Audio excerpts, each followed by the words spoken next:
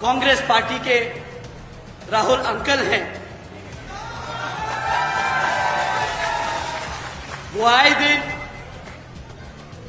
हर मौके पर बाबा साहब डॉक्टर भीमराव अंबेडकर जी की बात करते हैं। या कि आपके सामने लाल किताब का वो ढंढोरा पीटेंगे, बोलेंगे हम कॉन्स्टिट्यूशन के रक्षक हैं। वो किताब भी उनकी तरह ही है, अंदर से खाली, सिर्फ बाहर से ढिंडोरा और ढोंग करने के लिए बहुत अच्छी है। 50 साल के बाद आदमी को अगर अंकल नहीं कहूंगा तो फिर क्या कहूं, आप ही बताओ। तो हमारे लिए तो वो बड़े अखिलेश अंकल हैं, अखिलेश भैया नहीं, अखिलेश अंकल हैं। क्योंकि विधानसभा का आम चुनाव है तो सपा और कांग्रेस के लोग भी आप लोगों के बीच में घूमने का काम करेंगे, वो भी आप लोगों के बीच में आके आपको लुभाने का काम करेंगे। परंतु ये दोनों ही पार्टियां, चाहे कांग्रेस हो या बीजेपी, दोनों ही पार्टियां एक ही सिक्के के दो पहलू हैं। आदरणीय बहन जी, आप सबको इनके बारे में आगाह करती आई हैं। साथियों, जो नीतियां, जिन नीतियों पे भाजपा आपके प्रदेश में काम कर रही है, तो जिस जगह कांग्रेस सत्ता में आसीन है अपने प्रदेशों में, वो भी उन्हीं नीतियों पे अपने राज्य में सत्ता चला रही है। तो इनके काम कुछ अलग नहीं। या कि आपके सामने लाल किताब का वो ढंढोरा पीटेंगे, बोलेंगे हम कॉन्स्टिट्यूशन के रक्षक हैं। वो किताब गलती से खुल जाए तो पता चले वो खाली पन्ने हैं, बस नाम का कॉन्स्टिट्यूशन है। वो किताब भी उनकी तरह ही है, अंदर से खाली, सिर्फ बाहर से ढिंडोरा और ढोंग करने के लिए बहुत अच्छी है। जब से 2-2.5 साल से ये लोग पार्लियामेंट पहुंचे हैं, जब से कितनी बार आपके संविधान को बचाने के लिए इन्होंने आवाज उठाई, ये आप सब ने देखा।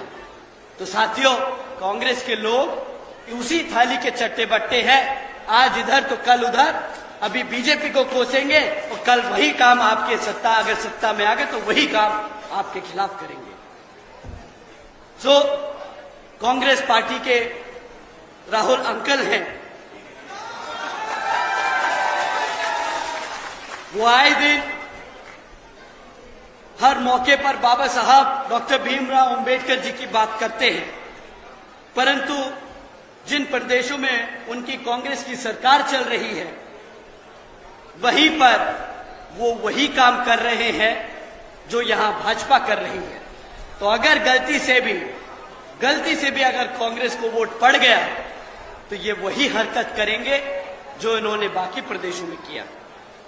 और रही बात सपा के राष्ट्रीय अध्यक्ष आदरणीय अखिलेश अंकल जी की, मैं पूरी इज्जत से, पूरे आदर सम्मान से उनका नाम ले रहा हूं। उनकी उम्र अब हो गई है। अगर मैं 30 साल का लड़का 50 साल के बाद आदमी को अगर अंकल नहीं कहूंगा तो फिर क्या कहूं, आप ही बताओ। तो हमारे लिए तो वो बड़े अखिलेश अंकल हैं, अखिलेश भैया नहीं, अखिलेश अंकल हैं। तो आदरणीय अखिलेश अंकल जी, तो उनका तो यही नहीं समझ आता कि वो अपनी पार्टी में पीडीए करते कह रहे हैं, परंतु कभी पीडीए का मतलब कुछ और हो जाता है और कभी कुछ और। अभी 1-2 दिन पहले आदरणीय बहन जी ने ट्वीट कर कहा कि हालात को देखकर जैसे गिरगिट रंग बदल देता है, वैसे ही अखिलेश अंकल जी का पीडीए का मतलब भी कभी कुछ बदल जाता है, समय देखकर तो कभी कुछ बदल जाता है। साथियों, अगर आप उनका 2012 से 2017 का शासनकाल को अगर आप याद करें तो उनकी सरकार के दौरान सत्ता में संभालते ही एक छेड़छाड़ की विवाद से पूरा मुजफ्फरनगर में इतना खतरनाक दंगे का रूप ले लिया था कि 40 से ज्यादा लोगों की मौत हो गई थी।